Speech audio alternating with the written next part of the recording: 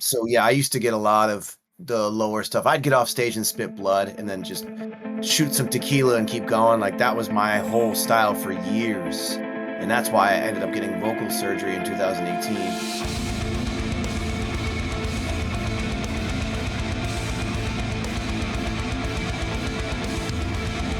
Cool kids of the internet, Mark with Cardabox Academy here, and today I'm very excited because we're going to be doing a lot of cool stuff. First of all, we're going to be checking out a new song from the band Wolfheart. The song is called Ancestor, and I'm very excited. You may have heard of Wolfheart before. I only recently found them a couple of weeks ago. Very good band. Very excited because we are going to have the vocalist and composer of the band with us. His name is Tuomas Saukkonen, and you may know him from bands such as Before the Dawn and Dawn of Solace. Very accomplished individual. And this song has a guest feature from Jesse Leach of Killswitch Engage, Times of Grace, and you maybe have been listening to the Stoked Fire podcast that he is running.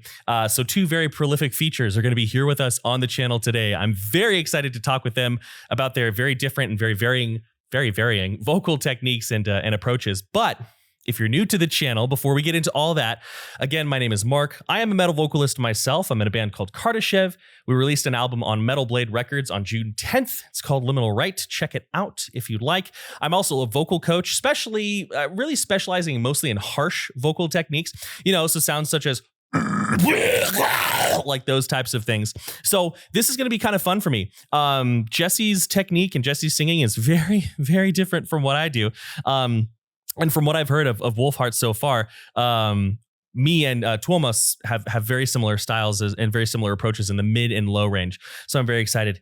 If you enjoy the content, please be sure to like, share, and subscribe. It means a lot to me to watch the channel grow. And of course, we do have a Patreon if you want to check us out on that platform.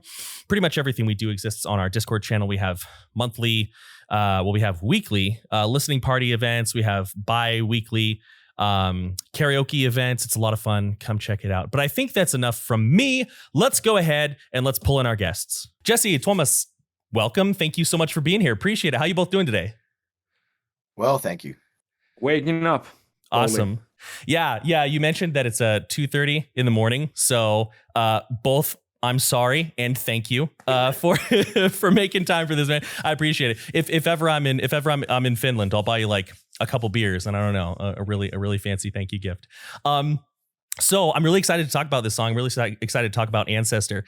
One thing I always like to know is there any context I should know about this song, or are you all going to make me go in blind? Everybody makes me go in blind, but maybe you two will be gracious. What do you think? What should it be? Blind. You're going in blind. Yeah, it's more fun that way. More fun that way. More fun for you because you get to watch me like stumble and be like, oh, well, I don't know what I'm talking about. What are you saying? Sure. No, let's do it. It is more fun. You're totally right. Well, I'm very excited to hear the song. So I think we should just go ahead and get into it. Let's check out Wolfheart Ancestor. Here we go.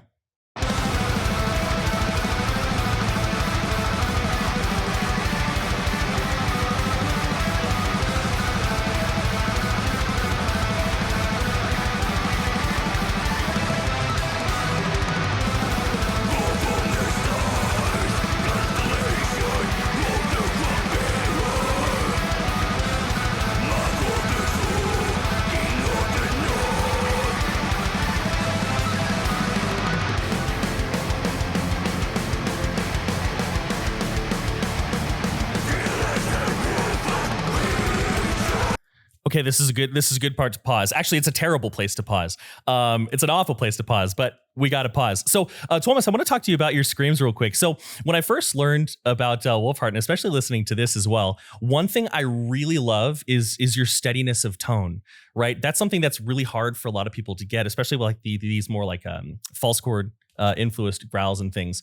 One thing that I'm really enjoying, and I'm gonna ask you about here in a second, is that rather than just screaming over the entire thing, you're sort of like reserving your powerful growls for moments where it really seems to matter. You're sort of cutting through the song.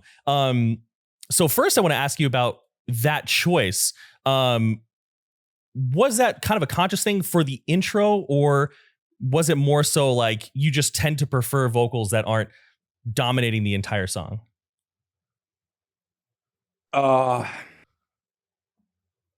It more like comes naturally. It's I don't plan it too much, and it's to me the biggest part of the vocal arrangement comes with the lyrics, and that underlines more like where I put the pressure with the vocals and how I want to come out with the mix and in the song. And I also have very trusted sound engineers that are guiding me through the whole process, because I have this. I tend to put too much pressure on everything. I enjoy too much of the feeling of like just overdoing it a little bit in the studio. I like the feeling of like pushing it like a full force all the time. So my sound engineers also like look after the dynamics a little bit. Sure. Okay, that makes a lot of sense, and I know what you mean, especially with wanting to like go full force, and especially in the studio, because as you both know, screaming can be incredibly cathartic, right? So like you start screaming, and you're like, oh man, I've got a lot of tension, I've got a lot of stuff to release. So that makes a lot of sense. I also wanted to talk to you about your tone. One thing that I really enjoy about your tone as well, you know, a lot of people, especially people who are not fans of metal, will be like, wow, it's all screaming, it all sounds the same, which we all know is definitely not the case. I really like the way that you're able to balance like a lot of openness, a lot of like warmth in your vocal tone while still sounding like nice and bright and forward. Your screams never sound like they're falling down in your throat at all. And I'm seeing, at least in this video here, I'm seeing a lot of very wide embouchure. I'm seeing your lips pulled back. You're kind of snarling around the vocals, which is really helpful as well. Is that something that kind of came naturally to you as well, being able to hold the scream up and out of the throat, or is it something where it's like a conscious thing that you've worked on over time, that really dark, warm, and yet forward tone? It was something I was working to get like get working for me. I'm a huge fan of the Swedish death metal and black metal, and sure. For example, like the early Entombed and everything like that. And in the Scandinavian growling kind of like style, there's a lot of like this, you can hear the voice like underneath the growling, and it's like some combination of actual shouting and growling. And I really enjoyed that, because that gives a lot of warmth and bottom for the growling when there's and I do enjoy really much to hear the human being in the growling. So it doesn't sound like a Cookie Monster. It sounds like it sounds more like an angry person expressing himself. Yeah, I hear that. And I did like Elchi from Entombed is definitely one of my all-time favorites. It's not technically the best vocalist, but the anger and the presence was always like top notch. Okay, sure. Yeah, that definitely makes a lot of sense. Now, Jesse, I know that obviously you've got a pretty powerful, pretty intense scream as well. It's quite different from this, so I'm kind of, well, you're not going to tell me because I'm going in blind. I was going to say I'm interested to see if that makes a debut in the song as well. I know that you've taken vocal lessons before. Jesse, you took vocal lessons. Was it with Melissa Cross, if my memory is correct? Yeah, I still consider her a teacher. I still hit her up for pointers as I'm learning the fry technique as of the past year or so. Sure. So still very much a student of a new technique that I've never done before. But yeah, I've been with her since I was in my 20s, and I'm now 44. Yeah. I remember back in the day when I first started learning metal vocals, she was the only person. She was the only person, and her DVD was very helpful to me. I'm not gonna lie. She opened the gates for all the people that are out there now doing it. Yeah, there was no such thing as teachers when I started, and that's why I think I developed bad habits, which I was stubborn enough to keep for a lot of my career and did a lot of damage because of it.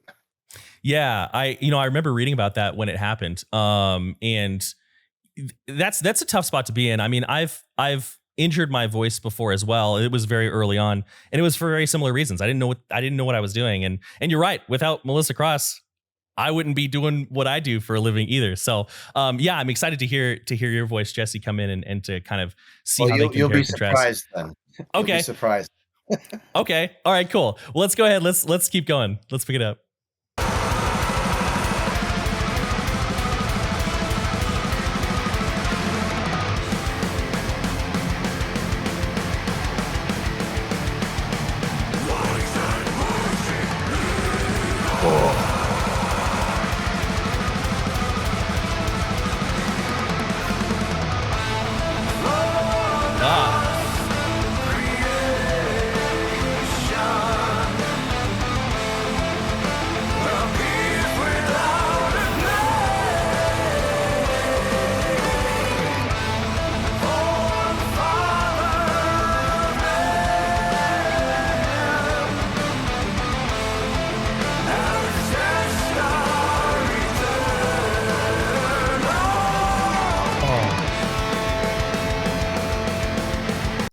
Okay, yeah, that was awesome. So let's talk about it a little bit. So that was really cool. So one thing I noticed, Jesse, with your singing, I mean, obviously to a lot of people, you have pretty much like the quintessential like metal and rock singing tone. And I think that's one of the things that I've always thought was very cool about your voice is it's very like cross genre, right? A lot of times I'll listen to I can't think of the last band. I probably shouldn't say if I can think of who it was. But I'll listen to bands and I'll hear like a vocalist who has really just trained to be in that genre. And that's kind of the mistake that I made early on. But it's kind of similar with you. And I noticed that you really went with a very, very, very clean tone. I didn't hear any grit, any growl on your voice at all. And that's something you're extremely proficient at. Was that a stylistic choice? Did you write that section or was the section already written and you came in and just performed it?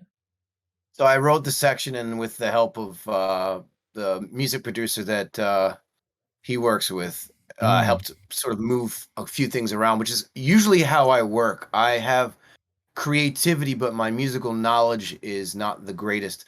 So my initial idea is filled with creativity, and then sort of from a music theory standpoint, people I work with might move a few notes here and there to have it make more sense with the flow of the song. That's usually how I work. And the choice of me doing it very melodically and the layers and the harmonies you hear, there was definitely something I did on purpose to contrast the powerful vocals that were already in the song. I wanted to add a different layer, a different feel. Yeah, and that was definitely achieved. I loved, obviously, I can't hum it back to you because I haven't memorized the melody. That's the downside of these like reactions, is that you like want to talk about something and you're like, oh, I don't remember how it goes. But I loved the way that you're sort of moving up and down. I love the way that you descended at one point. And it sounded like your voice got a little bit farther back in the mix as well to kind of accentuate that. Tuomas, did you write this song with the intention of him coming in there? Because this song took a very smooth yet very noticeable transition. It went from this like really awesome black metal, death metal sound into a more rock influenced, no, not rock, but a more melodic metal. That's a better way to say it. A more melodic metal influenced section. Did you anticipate Jesse coming in there, or was this like a really, really good coincidence, a really happy accident that it worked out this well?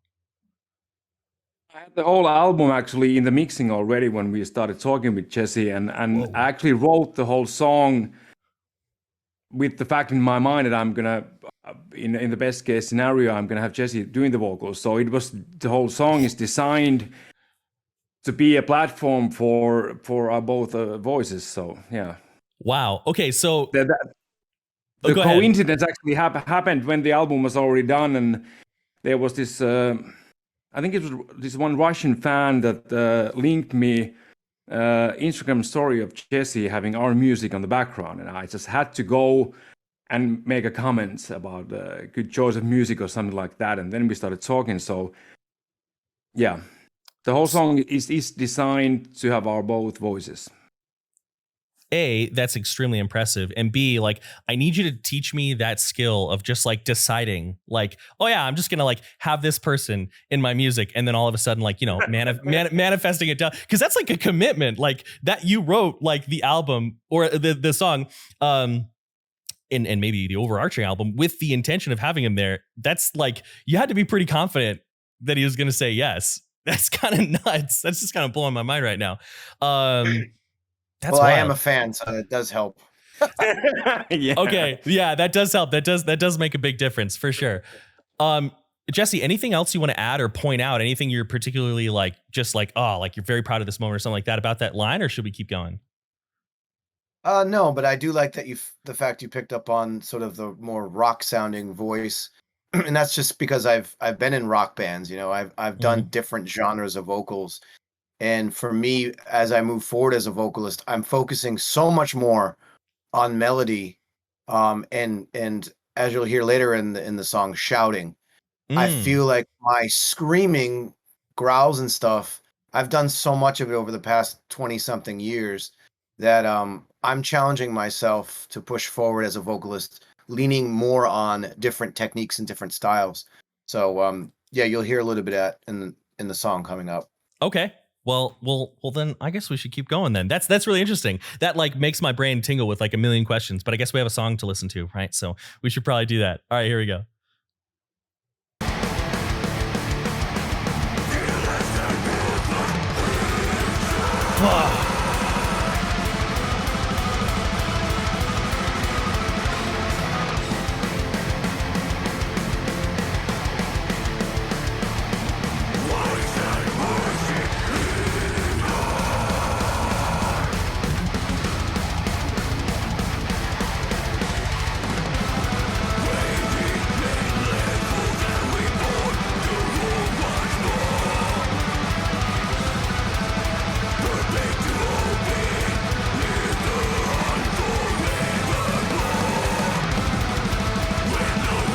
Okay, that's a good. Oh, we're gonna have to go back because I clearly paused it at a terrible time.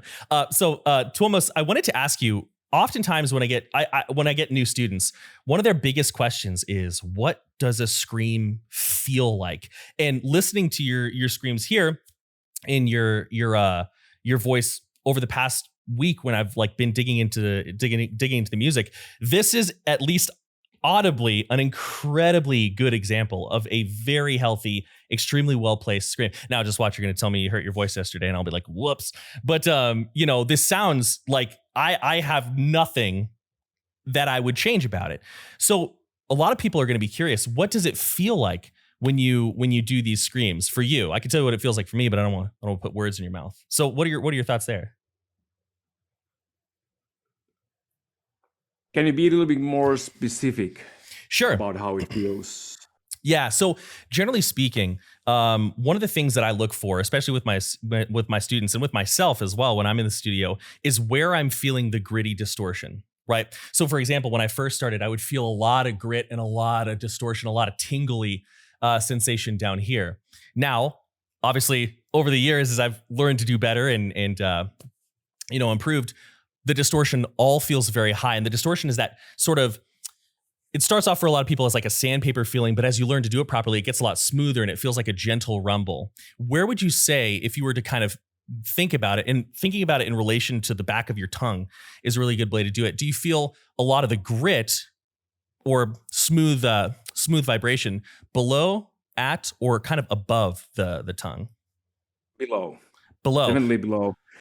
I use a little bit too much force. I guess I would need to actually consult some kind of a vocal coach later in my career when we are starting to do like tours where we headline. Sure. Because now we've been doing like 45-minute sets in a longer tour, so it's a little bit easier for my voice. But Yeah. the main thing is like if I'm not able to push enough air out, I'm not able to get the distortion out. And that's been an issue sometimes. Like I use a lot of the core muscles to push a lot of the air out, and to me, growling is very physical. I use a little bit too much of the body and a little too much of the lungs and air. So it actually happened like a few years ago when we did our previous album. I had to see this chiropractic guy to open up some cramps on my upper back to be able to push out the enough air, because I started sounding like more like a hardcore band singer. I just didn't get the distortion anymore. So the distortion is depending very heavily on the pressure of the air that I'm pushing out, which might be actually a small issue in the future. So it's it feels very smooth, but I need to harvest a lot of energy to get the sound out. Interesting. Okay. Yeah. So that is something that, obviously it sounds amazing for sure, but that is something that you may want to think about down the road, because if you're putting all this effort into it over time, that is going to potentially cause some issues. One thing I work with a lot of people on, and obviously I learned this from other people as well, is being able to make an incredibly good sound in a super relaxed state. So it's interesting that you say that, especially that it's below. So yeah, might be some things to talk about there. Jesse, even though we haven't heard you scream yet, I'm interested in kind of asking you the same question, especially since you've been working with Melissa. And I know that even till today, she is to many people and was to many people like kind of the quintessential Fry person. And you're leaning on that as well. It's a very different technique and it feels a lot different to perform. So kind of what does the distortion feel like to you when you scream and you work on your Fry tones? So I would say that it's changed dramatically. And it's still something that I struggle with a little bit, honestly, because the Fry technique, when I'm doing it live, which I only started doing it on the Slipknot tour we did this past year, because I actually started to feel fatigue early on in that tour from doing my old school style, which, I come from the school of you do it with the false chord, or I didn't even know what Fry was. It didn't make sense to me. I never enjoyed the sound of it until I realized that a lot of vocalists do the Fry thing. You just have to get better at it. So yeah, I used to get a lot of the lower stuff. I'd get off stage and spit blood and then just shoot some tequila and keep going. Like that was my whole style for years. And that's why I ended up getting vocal surgery in 2018. Yeah. But switching over to Fry has been great. I feel like my higher range, if you will, is so much more liberated and so much more full with very little effort, which is still weird to me because I'm so used to just giving it all, and that's how you make the sound. But I would have to say the lower stuff, the more growled, deeper sounding stuff, I still haven't figured out how to do that with Fry. I still kind of rely on the false chord. If we've got an old song that we play where it's deathy, I'll do my old style just for those parts, then switch back into Fry for everything else. Interesting. So it's been a learning curve for sure for the past year or so. Yeah. And I mean, especially if you're reinventing a technique that you used for years, like years and years. Like 25 years. Yeah. Yeah. It's insane. It's insane. I mean, I can only anticipate that would be really difficult. Now it is just kind of a side question. If I understood you correctly, because this is something that I experienced as well, has working on your Fry tone, were you mentioning that working on your Fry tone has also helped your clean upper register as well? Or were you talking just the Fry screams? Yeah. My cleans, I now have vibrato. I'm staying in key much better. So Fry has saved me. And it's made my melodic vocals that much better. I can do things with my voice live that I could never do before. I'd always struggle. I'd always go flat or sharp or like fatigue, and taking that fatigue out, especially on the headliner sets where we're playing for an hour, 15 hour, 20 minutes. Huge difference. Doing 3 shows back to back, I'm okay. We're back in the day. Nah, I couldn't do press. I couldn't talk. Vocal rest, a little bit of fear. Like, am I going to fuck my voice up? So it's been a lifesaver as far as my melodic vocals are concerned. And that's kind of just made me want to do that stuff more because I've never had the freedom to sing like that like I do now. So that's I mean, I remember reading about all these things as they were happening. But it's so funny being on like the other side and remembering like listening to your voice, and when you're saying like, that sense of fear, I'm like, oh man, that's a terrible situation to be in. So I'm really glad that you're out of it. I'm really glad that that's not something that you have to deal with now. Yeah, me too. Anything else that either of you want to mention before we jump back into the song here? No, but we were talking earlier. You can see my face on the screen there. I'm getting ready to do a yell. And yelling has been a joy of mine. I'm writing new Killswitch as we speak. And instead of going for the typical scream, low, high, mid, I'm pushing in a lot of melodic yelling, which is what's going to happen right here. And I'm a huge fan of proper melodic yelling. I love that shit. So that's what I'm doing in this part, as opposed to layering up with another growl or scream that sounds already like what's happening. Sure. Okay. Well, I'm going to go back a little bit then so we can kind of lead into it. Let's go here. All right. I'm excited. Thank you for pointing that out, because now I'm going to listen for it. I'm really excited.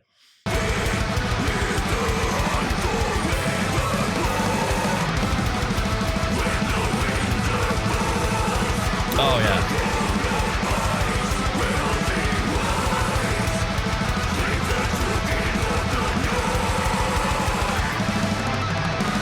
Let's talk about that yell while we're here.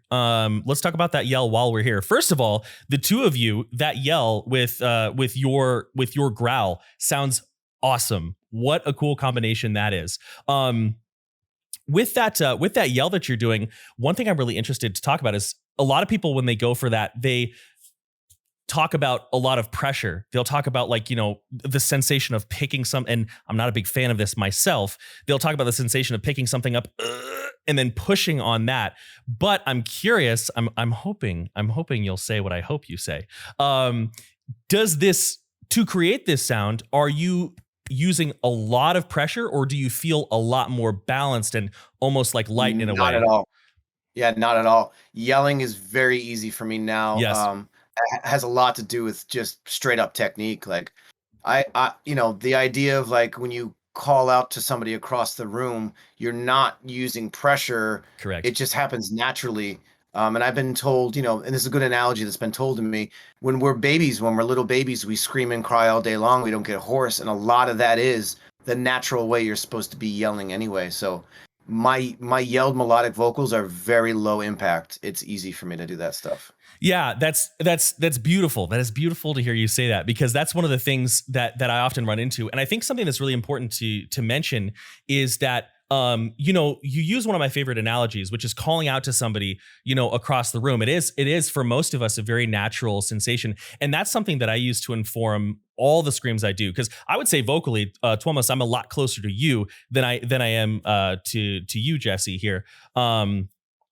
And you know, I utilize that call for even the style that you're doing as well. I think another thing that's really important to point out is being able to do that with grit for a lot of people is going to take a lot of training. And I think one thing that causes people to run into issues is they'll hear, honestly, either of you, and they'll figure out how to make the sound, but they'll figure out how to make that sound after a week, which kind of means that A, it's not really going to sound as good, and B, it's going to be a lot. It's going to be a lot of mistakes, a lot of tension, a lot of pushing. That's something that, you know, is definitely trained over time. Well, maybe I want to ask that question later. Do I want to ask that question later? Do I want to ask it now? Let's ask it now. We got time. We're both here. How long, Jesse, it's kind of interesting for you, but we'll start with you, Tuomas, because just to kind of change it up. How long did it take you to feel comfortable enough to stand in front of a microphone and scream and feel pretty confident that you knew what kind of sound was going to come out of your face? Because that's a big thing for a lot of people. How long, roughly, if you have to guess, that's okay, but how long did it take to get there? I would say a few years. Mm-hmm. I started training growling when I was 15 or so. And at that time, you didn't have YouTube and stuff like that. I was just doing growling and shouting in on top of the albums I liked at that time. Mm-hmm. And I was just trying to, like, sound like the guys I was a fan of. So it took a few years when I had my first studio session that I felt really confident that I could actually go to studio and get something good sounding done. But I would say a few years, yeah. Sure, that makes sense. Now, Jesse, I know your story is kind of different in a lot of ways. You know, with the vocal surgery and everything. I'm still learning. Yeah. Okay, you're still learning. I love that. I don't really, you know, your experience is so specific. I'm not even really sure kind of how it's a hard question to ask, but I guess since you started, from what you're telling me, doing everything correctly after coming back from the surgery, and of course, I'm sure you had a couple, probably 2 or 3 months where you had to pretty much stay silent. Let's say once your voice was recovered from the surgery, once you were kind of back, how long did it take you? And you're saying you're still learning, so I feel that. How long did it take you to feel like, okay, I can go back to being a vocalist. I can go back to being, you know, a full-time musician. How long did that take? So 4 weeks after my surgery, I was opening for Iron Maiden in Europe. Wow. 4 weeks. Bro, you're scaring me, man. First show back, I was in tears because I realized I could still do it. That was intense. I'll never forget that moment. And I could do vibrato. I could do things I'd never done with my voice before. So yeah, 4 weeks after my surgery. I'm not going to lie. That is very surprising to me. Cause like 4 weeks is not a lot of time. And so would you say that that's simply from the surgery? Because during that 4 weeks, I don't imagine, or were you taking vocal lessons? Hell, I don't know. I wasn't there. Yeah. No. So yeah, 4 weeks in, then I learned how to speak differently, first of all. Yes. So I speak differently now than I did prior to. And then I had about a week and a half or so of like 3 songs, 4 songs, 5 songs, day off, 6 songs, 7 songs. And then before I knew it, I was on tour. So Wow. I think a lot of it had to do with the skill of my doctor and technology these days, and recovery time being what it is. But yeah, so that first show back was like, oh shit, I still get to do this. That's amazing. That's I think that for everyone on this call and everyone watching, your guitar breaks and it sucks because you might have to spend a couple thousand more dollars on a really nice pro guitar. Your voice breaks, and that's a whole different scenario. I like that you talked about speaking differently. That's a whole subject that I don't want to get too in the weeds about, but yes, that's a very important thing to do. I had to change the way that I speak as well, but this is a while ago. Let's keep going. Hear the way you were speaking very properly. I can hear it. Hey, thank you. I appreciate it. It's into the front of the face. I worked at a call center, and every day I would leave in knots, so I had to look into how to speak here. Thank you for noticing. I appreciate it. All right, let's keep going. Oh.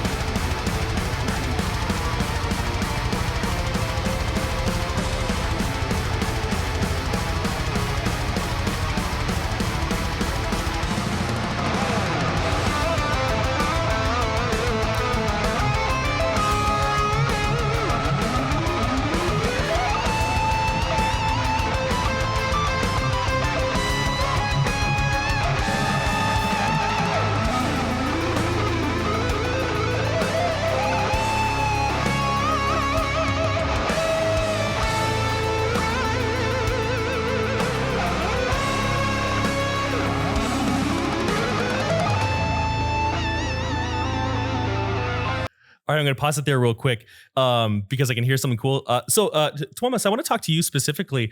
One thing, so I am a big lover of black metal, and I know that you're crossing genres here. So I don't want to say that this song is just black metal, but one thing that I find a lot, especially with people who are looking outside the genre is that black metal and melodic death metal, melodeath, sometimes, and I'm a lover of these genres, they come across as kind of corny. However, this song does not. I am like fully sucked in. I don't hear like a meme of people out in the woods going like, bah, you know what I mean? I hear a lot of, and I think part of it is probably that you've been in many bands, you've been writing music for a very long time. So I think that is naturally going to be there. But what was kind of the both visual and I'm trying to think of how to ask this question succinctly. What was kind of the goal? That's something I'm always interested in, because sometimes you hear music and you can tell that the musician is writing to be in the genre. I'm writing a gent song because I like gent and I'm in a gent band, so I'll write a gent song. Here, yes, you're in this genre, but there are extra things moving behind it. So what's kind of the goal? What are you kind of trying to convey? And if that question is too vague, you can just be like, Mark, fuck off. And I'll be like, oh, sorry. But, but yeah, what would you say? What would your answer be? To me, it's like a combination of Scandinavian death metal and black metal. I like the aggression and the speed of black metal, but yeah. I take more influences when it comes to like the production and the especially guitar arrangements from the death metal. So it like I also try to avoid the obvious, like what you mentioned, the meme about the probably the band that you were referring to was Immortal doing the thing in the forest. So yeah, I do try to avoid the obvious like stereotypes, but to me it's more like a melodic death metal with the black metal drummer, to put it very simply.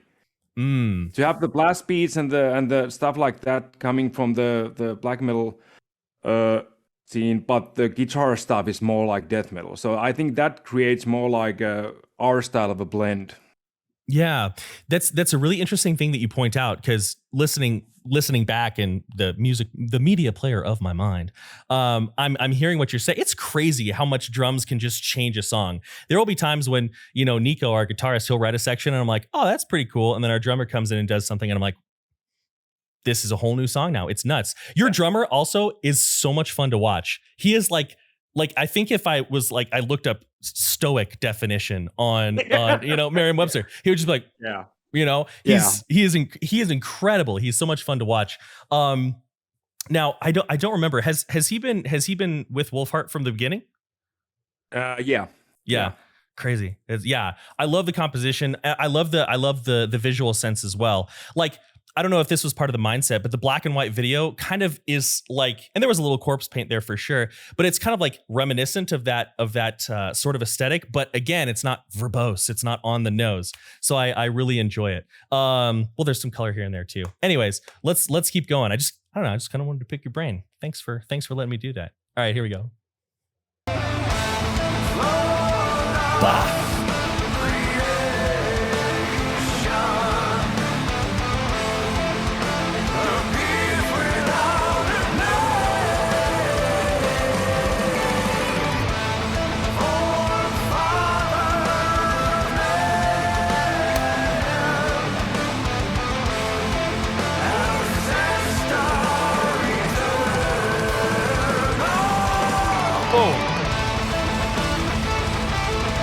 All right, I'm going to pause it there too. Like, sorry that y'all wrote an amazing song that I have so many things to say.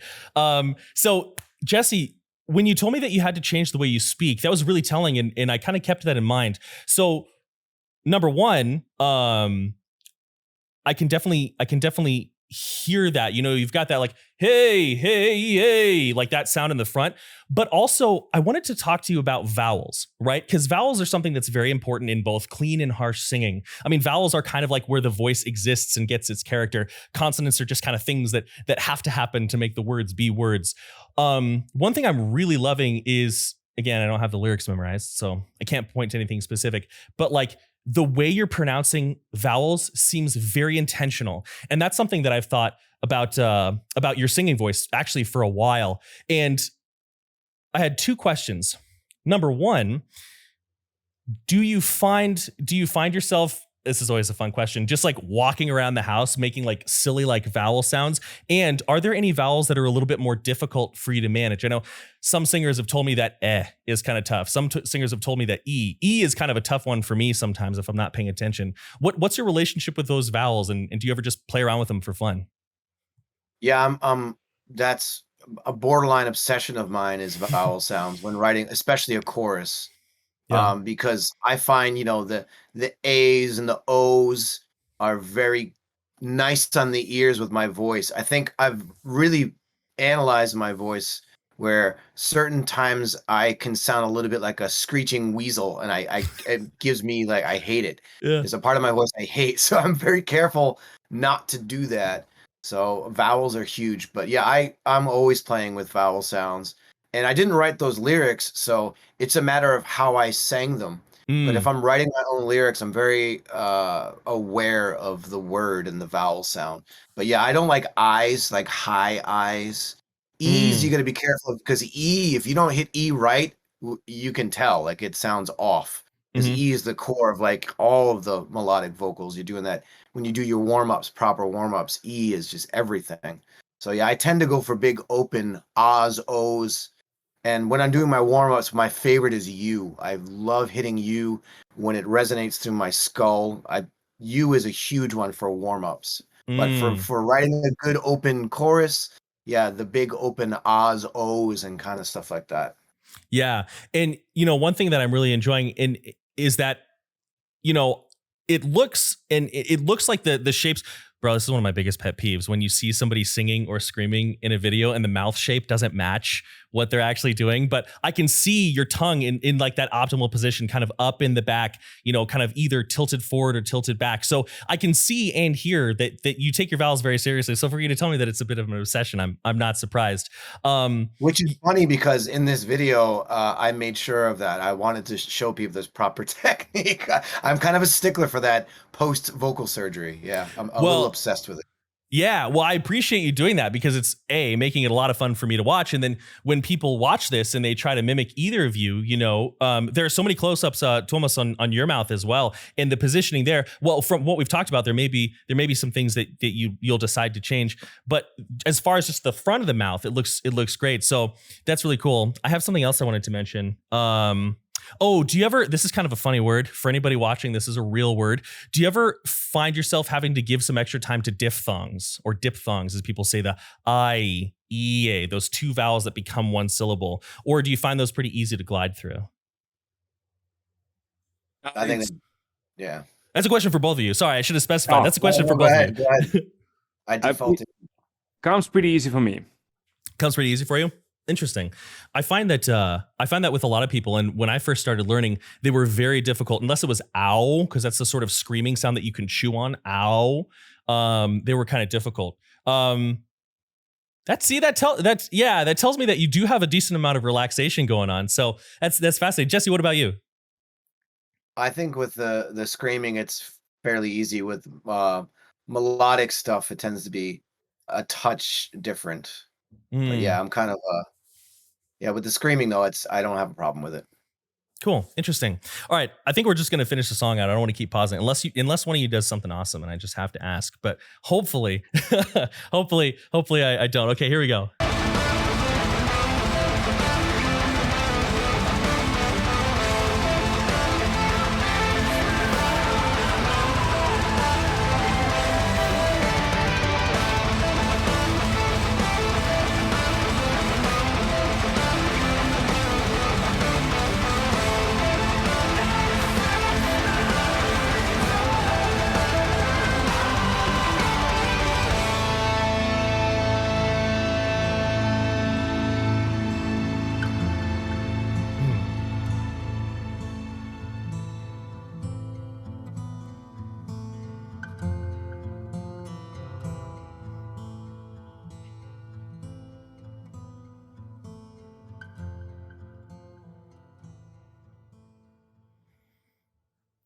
All right. Okay. Oof. So, couple things, and then we'll probably start wrapping it up. One thing that I hear so much, and the ending did not have any of this. So anybody who knows me knows that my favorite part of a song is always the outro. Like, give me the last minute of a song and extend it like another 5 minutes, and I'm happy. So like that outro, like if you had been like, maybe I want to make this like a third of the song or even a half of the song, I probably would have been like, yeah, do it. But one thing that I really like is how smooth everything moved together. There was no point where I was like, oh, we switched back to the aggressive metal part. Oh, we've leaned into a clean guitar lead out. Everything was sort of cascading into itself really, really well. And Jesse, you played into that beautifully. So Tuomas, I have a question. Are you, because I don't know, are you the main composer for everything, or like you write everything? Wow. Yeah. Well, that was killer. I love really smooth, really evenly moving music, and that was great. I don't really have a question about it unless you have anything to point out. I just wanted to tell you it was dope. You know what I mean? I just wanted to tell you because I'm like, that's a skill I don't have. I'm not much of a composer. My band writes amazing music that I don't understand, and then I just yell and sing on it. Like that's all I do. Is there anything about that outro that you wanted to point out? Because it was like so dynamic, but not at all abrasive in any way. Nothing to point out really. When I write music, it comes very much like how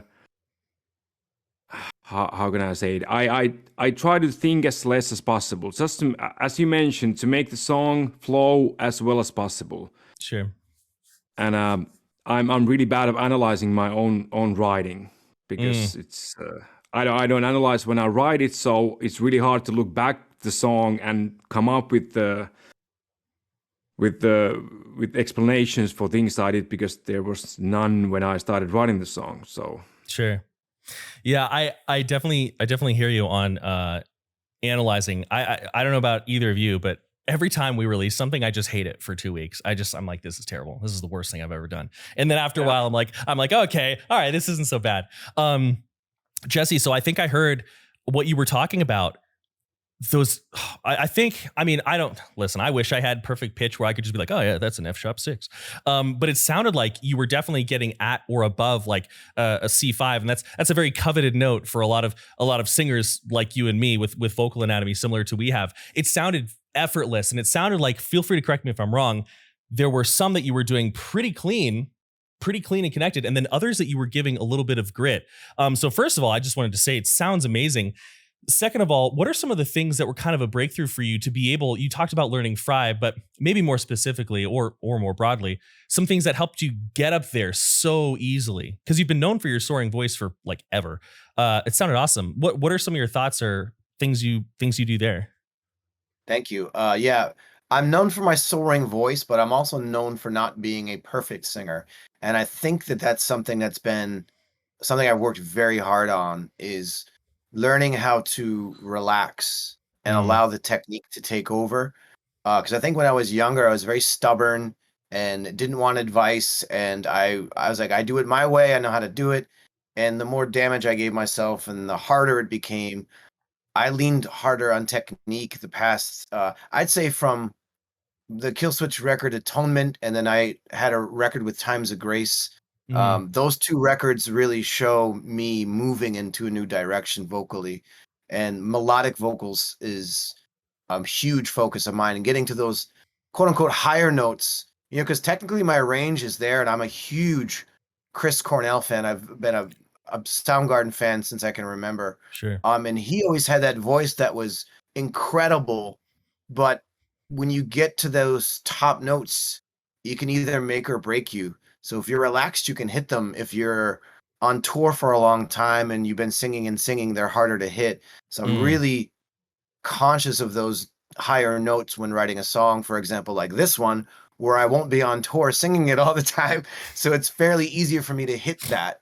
Yeah. Where if it's a Killswitch song or a Times of Grace song that I might play over and over again, I tend to shy away from going too high. But it's become easier because of technique. Sure. Now I want to ask you something. I heard you say something, and I want to zero in on it. You said "quote unquote" high notes. Why did you say "quote unquote" high notes? I think I have an idea. Go ahead. Yeah, I don't visualize them being high anymore. I had to take that out of my mind and see music and voice as a linear thing, and that's very much Melissa Cross's school of thought. She gave me the image of a wave, an ocean wave coming in and going out, and those high notes that you're trying to reach for, you shouldn't be thinking that way at all. It's all part of the same plane of sound. Absolutely. 1,000%. One thing I always talk to people about, well, most of my students, because those are the people I'm talking to, is that they're only called high notes because of the frequency, because it's a high frequency or low frequency note, right? So one thing that was really helpful for me back when I was doing, it was not like a cool professional choir. It was like I was in high school and I had to take something and I didn't want to mess with an instrument. So I took choir, right? So that's it. But, one thing that our choir director talked about is he talked about high notes are in front of you and you just need to lean forward to get to them, right? And then so we would do like this leaning forward, and then eventually that leaning forward, we would move away from like the physically leaning forward to like switching that out with like support from the abdominal muscles, relaxation. So we would translate that leaning into something else. And that's something that was really, I like the wave analogy though. That's a really good one too, because like the wave has a little bit of a crest to it. That's neat. Cool. Well, that was awesome. We got through this song. I really appreciate you both. Is there anything else you'd like to point out vocally, compositionally about this song before we do plugs and sign-offs and all that? No? Well, no, I would like to say something. Yeah, go ahead, please. I just want to say, because this is my first time officially seeing and talking, I'm honored that I was asked to do this song. I'm a big fan of this band. I think he's a brilliant songwriter. And it kind of, for me, signifies too, him having me on this track we've been talking about styles of metal and genres and subgenres. To me, metal is metal. And people can see Killswitch as this type of a band, and Wolfheart is this type of a band. But at the end of the day, we're all metal. And I love the fact that it's taking these two, or a couple of genres, and putting them together. And for me, it gives me a sense of international unity amongst metal musicians. And I couldn't be more honored to be featured on a song like this, because I'm a huge fan of this particular style of metal. He mentioned Entombed as well. Like, I like my metal hard and heavy, but melodic. Yeah. So it's cool to have that mixing of genres. And again, honored, absolutely honored to be part of it. I feel like after that inspirational speech, I need to like salute something. I don't know. Like, this is what you do. Salute this. Boom. There you go. You know, I obviously, I do have to say, you know, and I'm just going to be completely honest. You know, Tuomas, with the nature of my job, doing these channels and doing these lessons, sometimes I get a little burnt out on music. It's going to be like, just to be honest. But this song and the other songs I've listened to from Wolfheart, definitely it was refreshing to find something where I was actually like, oh shit, okay, wow. And you know, like I said, I'm not a composer, so it's a little difficult for me to speak to specific things, but totally no bullshit, amazing song, and you both did an excellent job. Since Wolfheart, Tuomas, is your thing, let's go ahead. You've got a lot of projects under your belt. What would you like to plug? If anybody on my channel, which I'd be surprised if this is the case, is not aware of, well, everybody's going to be aware of you guys. But if anybody's not aware, what should they keep an eye out for? What sort of things do you want to plug for yourself right now? Well, the Wolfheart new album is coming out, so I think that's especially after the very complicated 2 years, there's a lot of writing on the new album and things getting forward. So I would wish that the Wolfheart would be on the focus of people. For sure. Yeah. I mean, it's on my radar for whatever that's worth. You know, for whatever my little opinion is worth. Jesse, what about you? I know you've got a podcast. You've got, again, a lot of projects as well. People, of course, know Killswitch, but what would you like to point out? What sort of things would you like to plug real quick before we go? Yeah, the podcast is huge. Stoke the Fire. I've been working extremely hard on that. And that's going to turn into a whole other thing, including hopefully in the future, a travel type show as well. Whoa. So going from a podcast to sort of like an Anthony Bourdain travel style show, which we're working very hard on raising funds for that and doing that. So that's kind of my main thing, aside from writing new Killswitch material, which I've got 6 demos I've been working on for the past few weeks, and really trying to push the envelope and be more diverse with my voice and the style of music we're doing. I think people are going to be surprised by the new material that we've been working on. So yeah, just keeping busy with that for now. And then I'm collaborating with a lot of musicians, and I've got a couple of songs coming out with other bands as well, including a punk band, a metalcore band, and potentially a sort of super group thing. But that's all stuff I can't talk about. But keeping busy, because I'm lucky to still be able to do this. And yeah, very, very happy with the trajectory of my life these days, and honored to be able to work with people like Wolfheart. Awesome. Well, I love hearing that. I love to hear that you, above everything, above the music, above the vocal technique, I'm really legitimately, I'm very glad to hear that you're in a happy place. That's awesome. I love that. Well, thank you both so much for being here. For anybody who watched the video, greatly appreciate your time. Like, share, subscribe, all that stuff I always say, blah, blah, blah.